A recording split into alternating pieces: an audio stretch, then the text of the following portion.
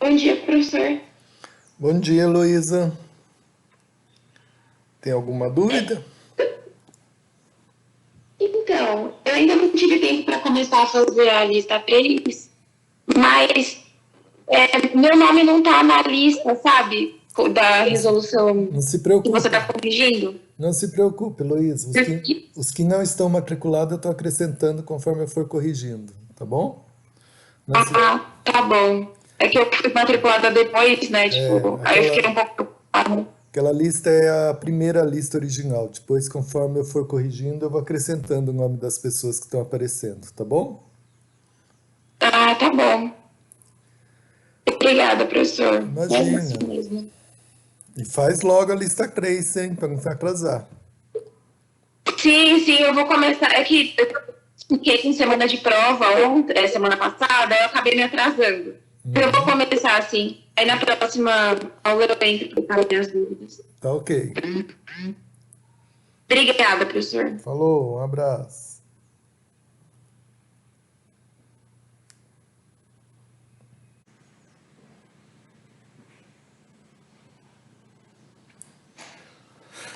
Oi, Marcela. É, nesse, nesse capítulo da terceira lista, nós vamos analisar como fazer relações entre duas variáveis. Então, a gente pegou casos bem simples, que dentro da estatística, que é comparar duas variáveis qualitativas, depois duas quantitativas, e depois só o box plot, graficamente, uma qualitativa com uma quantitativa. A quantitativa com versus qualitativas e são os métodos mais complexos que existem dentro da estatística. Nós pegamos só análise gráfica, mas depois, com inferência estatística, vocês vão aprender alguns métodos básicos também, mas vocês já vão ver que já são bem mais complicados. E os métodos mais complicados de estatística hoje em dia, na área de inferência, se referem a relacionar variáveis quantitativas com variáveis qualitativas, né? Então, aguarde aí os seus estudos de estatística, que você vai estudar muito relações entre variáveis quantitativas e qualitativas, tá bom?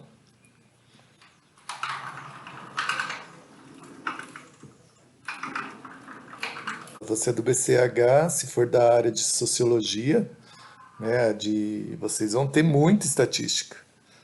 E se for da área de economia, então vocês vão ter muito mais estatística. Então, depende de qual curso você vai fazer. O BCH tem muita estatística. A área de ciências sociais hoje em dia é uma das áreas que mais usam estatística, justamente por causa dos experimentos que vocês fazem com um número muito grande de dados, né?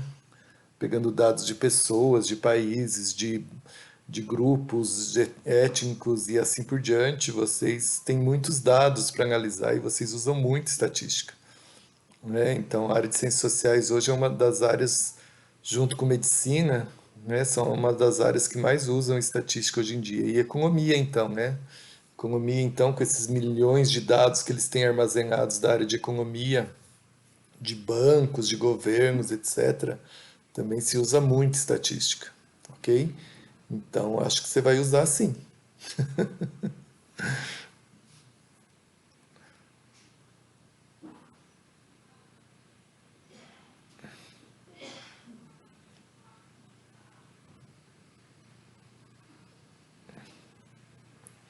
Não, estatística não tem problema nenhum, não precisa dar medo nenhum.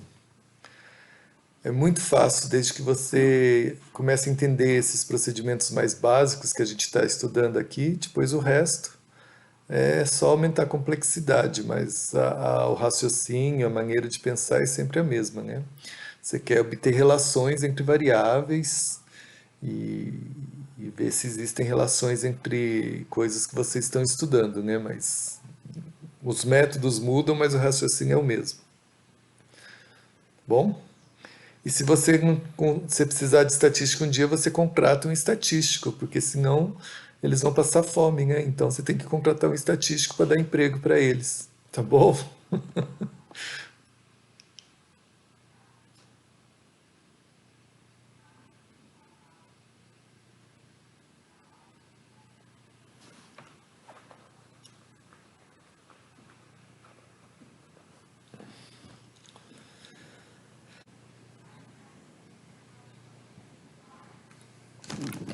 A Marcela está perguntando se, para calcular o Qi quadrado, se ela usa a frequência absoluta. Sim, Marcela, o Qi quadrado só dá para fazer usando a frequência absoluta. Não dá para fazer usando a frequência relativa. Aí ela pergunta exercício do exercício 10. Então vamos olhar lá o exercício 10.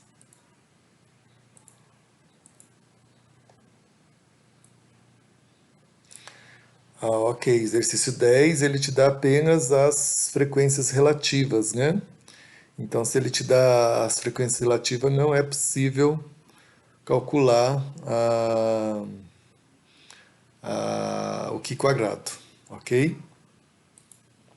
Então, o Qi quadrado só é possível calcular com frequência absoluta. No caso do exercício 10, você só tem as frequências relativas, então não é possível calcular, tá ok? Não dá para criar uma variável para o valor total, porque você não sabe quantas pessoas foram feitas a pesquisa, né? O Qi quadrado depende muito do N. Então, um exemplo para vocês terem uma ideia do Qi quadrado é as pesquisas eleitorais, né? As pesquisas eleitorais, você tem, quando você quer saber, por exemplo, por sexos, quem vai votar no candidato A, no candidato B por sexo, se existe diferença ou existe relação entre o voto e o sexo, né? Ou seja, homens votam mais em candidato de um tipo, mulheres votam mais em candidato de outro tipo. E quando vocês veem esse tipo de pesquisa, é feita com 2, 3 mil pessoas, né? Se você fizer com 100 pessoas, o Qi quadrado vai dar que não existe relação, mas pode ser que quando você faça com 2 mil, 3 mil pessoas, o Qi quadrado vai dizer que existe relação. Então, depende muito do N total. E como você não tem o N total na 10, você não pode. Se você tivesse o N total, você saberia as frequências absolutas, né? Porque era só multiplicar a frequência relativa pelo total. Mas como você não tem o total, você não pode calcular o Qi quadrado, porque o Qi quadrado depende do total de dados que você tem na sua pesquisa. Tá bom? Certo?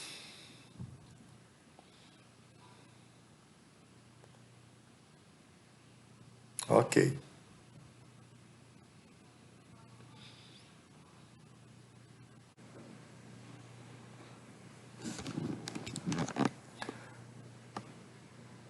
A Marcela está perguntando o que são os graus de liberdade. Os graus de liberdade se refere a coisas que podem ser mudadas sem alterar o total dos dados que você está mexendo. Então, por exemplo, você tem no Qi quadrado uma tabela 2 por 2, por exemplo.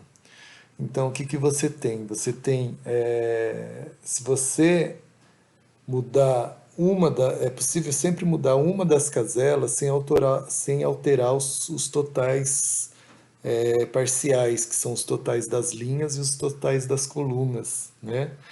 Então você sempre consegue mudar uma delas, aí mudando uma delas você vai ser obrigatoriamente mudar as outras. E então o que que você tem? Você tem que, imagina uma tabela 2 por 2, A, B, C, D. Então você tem que A mais B é o total daqui, C mais D é o total da segunda linha, A mais C é o total da primeira coluna, B mais D é o total da segunda coluna. Essas relações você tem que, se você mudar uma delas, você consegue mudar as outras de tal modo que esses totais continuem as mesmas coisas, né? Ou fixando o total geral. Então, os graus de liberdade têm a ver com essas coisas, mas no caso do Qi quadrado, para a gente ser prático, né?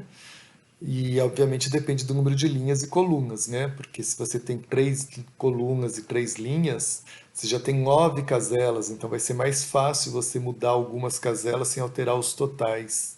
Então, nesse caso, o número de graus de liberdade vai ser maior. Mas na maneira prática, né, e a variável Qi quadrado, que é uma variável estatística, depois vocês vão aprender a distribuição Qi quadrado, que é uma distribuição de probabilidade, né? Ela depende de um número lá que é justamente esse grau de liberdade. Então, se você troca esse número por outro, a função troca e o gráfico dela também muda, certo? Então, o gráfico daqui quadrado vai depender desse número, grau de liberdade. E na prática, esse grau de liberdade nada mais é do que número de colunas menos 1 vezes número de linhas menos 1. Então, no caso de uma tabela 2 por 2, você tem duas linhas e duas colunas. Então, 2 menos 1 dá 1, número de colunas 2 menos 1 dá 1, 1 vezes 1 dá 1. Então, o grau de liberdade de uma aqui quadrado referente a uma tabela 2 por 2 é 1. Se você pega uma tabela 3 por 2, por exemplo, número de linhas 3, número de colunas 2, então 3 menos 1 dá 2. Número de colunas 2 menos 1 dá 1. Então vai ficar 2 vezes 1, o grau de liberdade de uma tabela 3 por 2 vai ser 2 vezes 1 dá 2. Então o grau de liberdade é 2. Então os graus de liberdade vai ter a ver com o número de linhas e colunas, porque tem a ver com os números que você pode trocar sem alterar os totais ou subtotais das tabelas. Mas isso você vai aprender com mais cuidado, com mais informações quando você fizer inferência, tá bom? Lá você vai aprender a função que quadrado, como que ela se aplica, e aí você vai entender melhor esses graus de liberdade. Em qual exemplo que você está falando? Ah, no último exemplo que eu falei de uma tabela 3 por 1, 3 por 2, sim. Você pode alterar duas células sem alterar o total, né? Então, tem a ver com essas coisas aí. Exatamente. Uma tabela 5 por 5, por exemplo, o grau de liberdade é 16, né?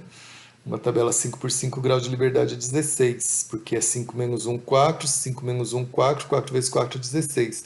Então, você tem 16 maneiras de trocar as tabelas, os valores das tabelas, de tal modo que os totais e subtotais permaneçam os mesmos, tá?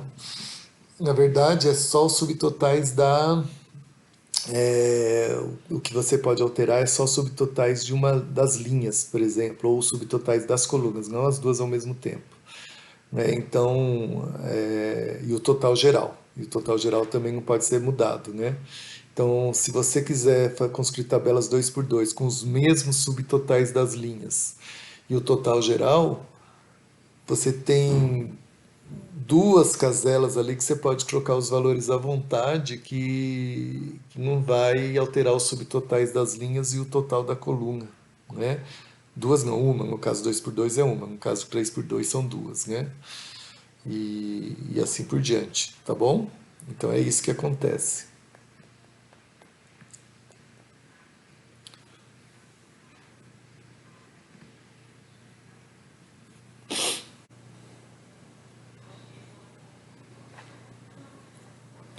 Bom dia, Pedro. Alguma dúvida?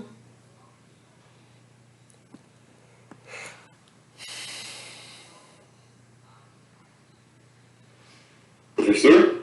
Bom dia. Bom dia, tudo bom? Tudo bom? É sempre eu, né? Já vou começar trazendo algumas das várias dúvidas que eu tive. Eu tenho uma dúvida no exercício 8, primeiramente, da lista, porque ele fala para a gente usar os dados do exercício 2 para calcular o coeficiente de correlação. Mas o que eu fiquei em dúvida é porque o exercício 2 ele usa variáveis que são para usar o Qi quadrado, então são qualitativos. Deixa eu ver, exercício 2. A variável x e y. Só que no exercício 2, você usou a mediana e classificou os indivíduos em dois níveis. Então, você categorizou as variáveis. Então, quando você categoriza as variáveis, elas se tornam variáveis qualitativas. E aí, então, a relação entre elas é calculada pelo Qi quadrado. Já no item 8, no exercício 8, ele pede para você usar os dados originais. Então, aí você vai calcular a correlação de Pearson, né? Porque aí os dados são quantitativos, os dados originais.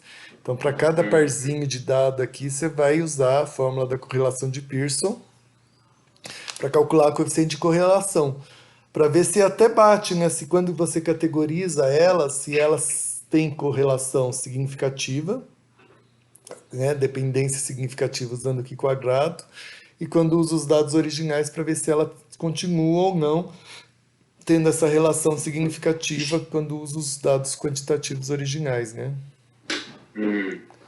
Então, no caso, eu teria que somar todos, achar uma média.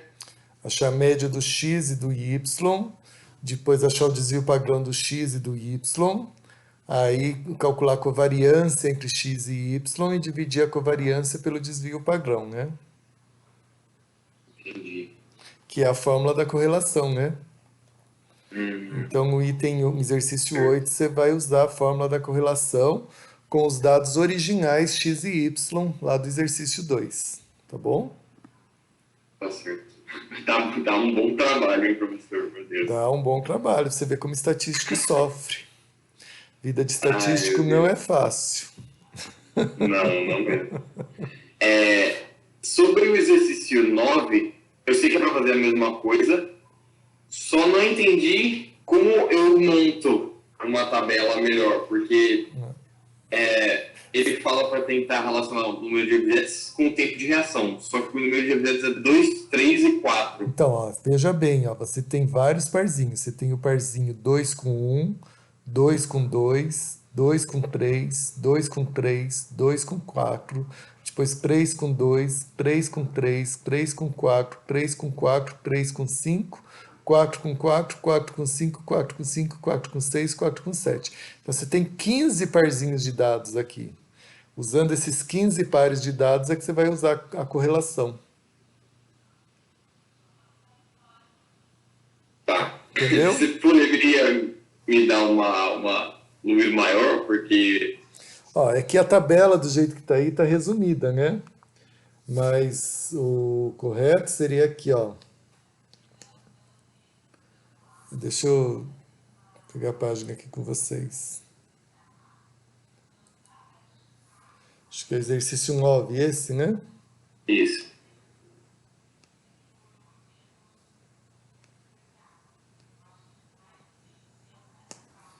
Deixa eu ver aqui.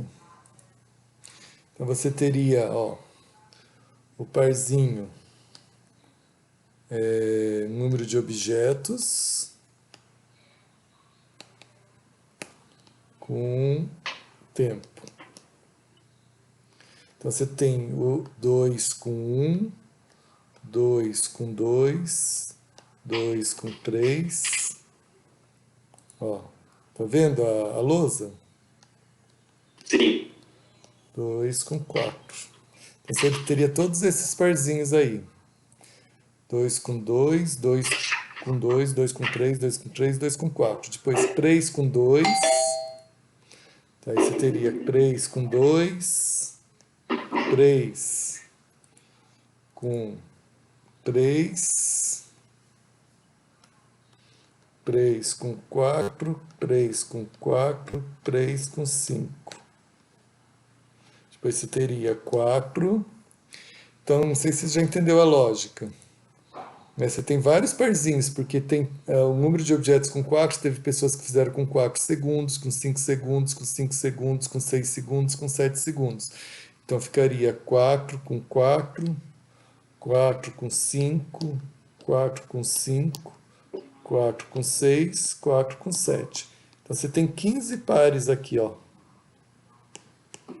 15 pares de dados. Entendeu? E aí você tem os dados, você calcula a correlação entre eles, correlação de Pearson, tá bom? Certo. Usando aquela fórmula que você falou que é trabalhosa. O que a Marcela perguntou aqui no chat também, eu queria saber, posso colocar direto, por exemplo, o desvio padrão, ou eu preciso demonstrar um cálculo? Não, pode calcular direto.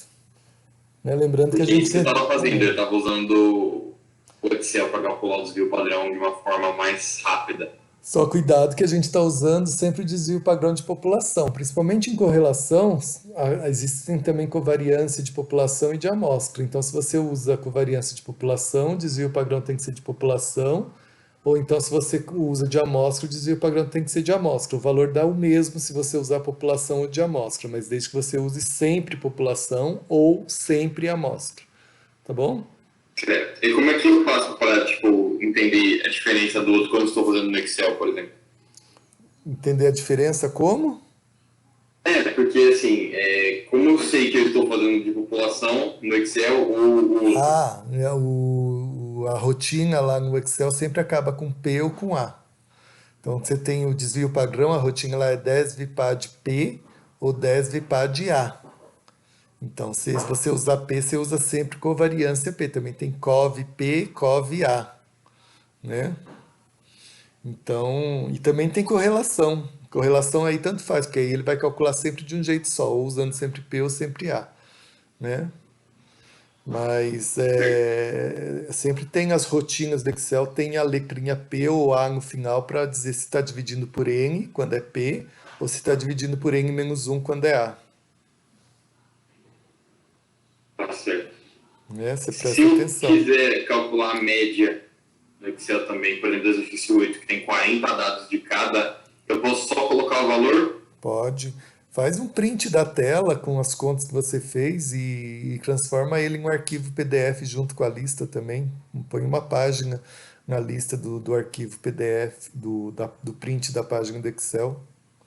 Aí fica mais completinho, né? Tá certo. Eu não sei. Eu tenho só uma pergunta agora sobre as notas, porque as notas da lista um eu acho que o. Seu nome é Pedro, vai ser um dos últimos que eu vou divulgar. Então, é isso que a gente estava, inclusive, conversando no grupo, Eu se tô tinha na, alguma eu coisa, tô, se a eu gente tô não na estava letra fazendo G. esse. Eu ainda tô na letra G ainda, na Ah, tá. correção. Não, é isso, a gente não sabia se tinha, se a gente não estava conseguindo ver, se a lista tipo, não tinha atualizado completamente. Né? Eu vou atualizando, conforme eu for corrigindo, eu vou atualizando, mas você pode perceber que eu estou corrigindo por ordem alfabética, então eu estou na letra G ainda, Tá certo. tá bom? Tá certo, professor. Se eu tiver mais alguma dúvida, eu ainda mando aqui. Tá ok. Marcela, você perguntou se a gente precisa apresentar o passo a passo nas resoluções ou pode só colocar o valor do desvio padrão. Na terceira lista não tem desvio padrão, né? Na terceira lista ele pede, quer dizer, não sei, pode ser que tenha, mas ele geralmente pede que quadrado de uma tabela e a conclusão para saber se existe ou não dependência entre as variáveis ou correlação entre as variáveis quantitativas e perguntar o que você acha se tem ou não correlação entre as variáveis, né? Então, eu não entendi muito bem essa sua pergunta. Ah, no cálculo da correlação, tá? No cálculo da correlação você pode dizer, ó, a média de x e y é tanto, o desvio padrão de x e y é tanto, a covariância é tanto e a correlação é tanto. Pode calcular no Excel e colocar o resultado lá e daí espero que você tenha feito a conta certa, né? Porque se estiver errado, vai estar errado. Se você quiser fazer um print do Excel e colocar junto no arquivo PDF, né, para dizer, olha, eu fiz no Excel e os resultados foram aqui. Porque aí lá eu posso ver se o que você errou, se você tiver errado, óbvio, né? Porque aí eu posso ter uma ideia do que você errou lá. Agora, você coloca só o resultado final, eu não vou ter saber o que você errou, e aí é zero, né? Aí ou é tudo ou é nada. Mas se colocar o print do Excel e você errar, eu posso ter uma ideia do que você está errando no meio do caminho e te dar alguns pontinhos lá. Tá bom? Mas depende de você, tanto faz, você escolhe o que você quer fazer.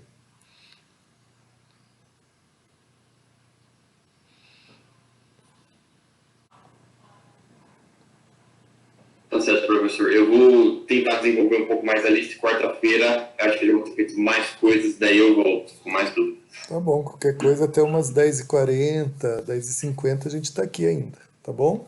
Tá bom, Hoje o, tá pu- certo. hoje o, pu- Obrigado. hoje o público tá fraco. Eu acho que as pessoas elas ainda estão se recuperando da lista 2 para daí começar a fazer a lista 3. Ixi, vocês estão muito devagar, pessoal. Já estou na lista 4 já nas aulas teóricas. É que a gente tem outras matérias também, aí fica complicado. Então tá bom. Valeu, professor. Falou.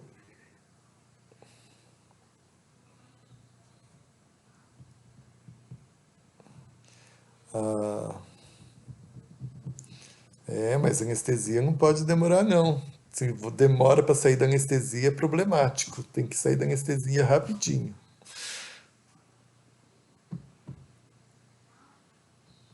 Falou, pessoal.